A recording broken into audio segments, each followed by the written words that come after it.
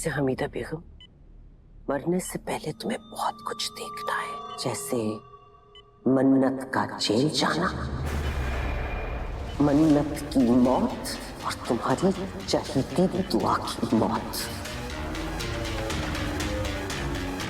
तुमने और तुम्हारी बेटी ने बहुत सताया है मुझे, बहुत रुलाया है। हर सितम, हर रुसवाई, हर बेइज्जती का बदला मैं लेकर रहूंगी। तुम्हारी दुआ की वजह से मैं कभी हैदर की बीवी नहीं बन पाई। इस खानदान में मुझे बहू का दर्जा कभी नहीं मिला। मिला तो सिर्फ दर्द, आंसू, रुसवाई और बेइज्जती। मैं कुछ नहीं भूली हूं हमीदा बेगम, लेकिन वक्त का कमाल देखो। अब मेरी किस्मत दुआ की बेटी की होगी और दुआ की किस्मत मेरी इबादत की होगी। इस घर पर राज करेगी मेरी बेटी और तुम्हारी मन्नत जेल में सड़ेगी।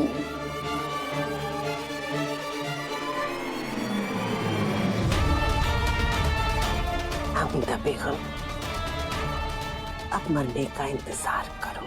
अगर खुशकिस्मत हुई तो आसानी से मर जाओगी, और अगर बदकिस्मती से बच गए तो अपनी आंखों के सामने अपनी औलाद और अपनी नवासी की तबाही का तमाशा देखना।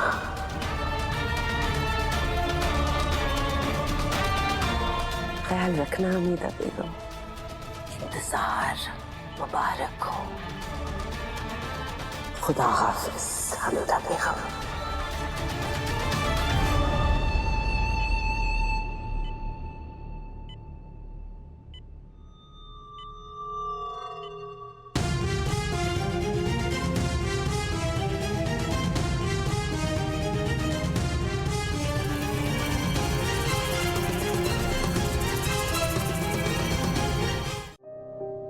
काशफ, हम यहाँ आए हैं, ये किसी को पता नहीं चलना चाहिए।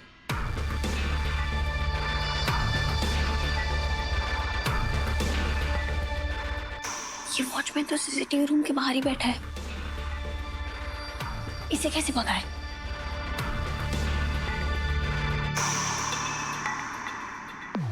एक मिनट।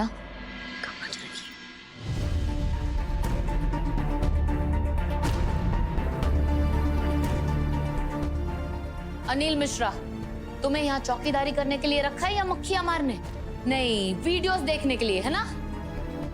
सिक्योरिटी इंचार्ज कहाँ है तुम्हारा? हुआ क्या है मैडम? रूम नंबर 2 लॉक्ड क्यों नहीं है? आप हैं कौन मैडम? मैं यहाँ की नई सिक्योरिटी हेड हूँ, शकीरा हुसैन।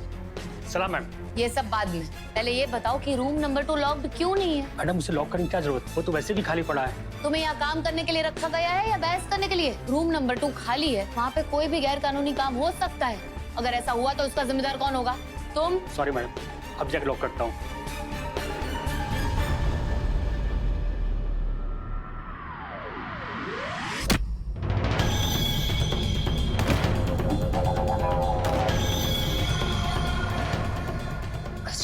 ये क्या किया तुमने? अभी इसे मारा नहीं है, सिर्फ बेहोश किया है। अभी सोचने का वक्त नहीं, हमें इसे खाली कमरे में बंद करना पड़ेगा ताकि किसी को पता न चले हम यहाँ क्यों आए। हमारा काम हो जाएगा, जब हम जाएंगे तब हम इसे खोल देंगे ना, किसी को पता नहीं चलेगा, इसे भी नहीं।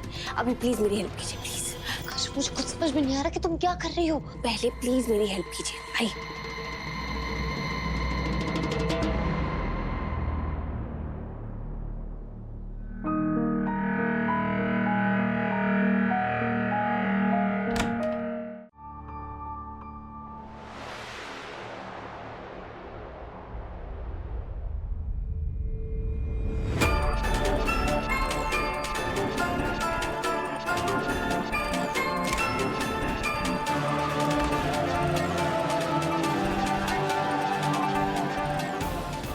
फिर आ गई वापस?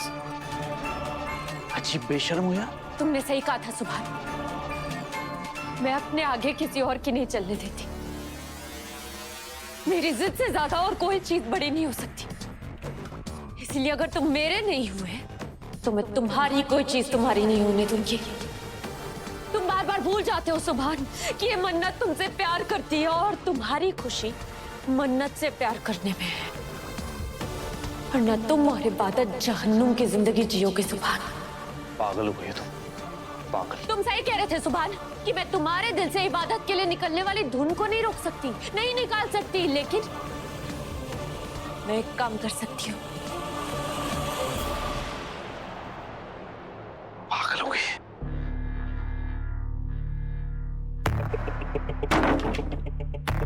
तुम्हारा दिमाग।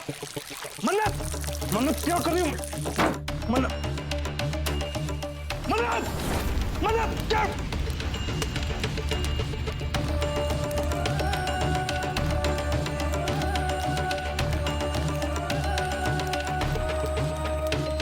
पागल हो गई तुम?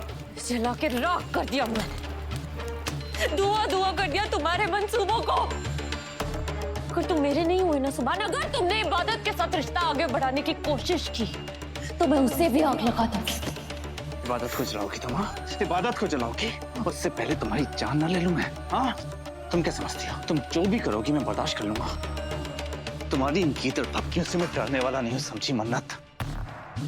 जो करना है कर लो। अब इबादत और मुझे पास आने से कोई नहीं रोक सकता। तुम क्या, तुम्हारे फरिश्ते भी नहीं, समझी?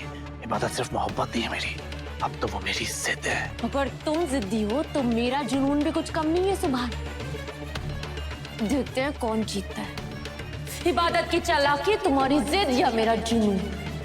देखता हूँ तुम क्या कर लोगी।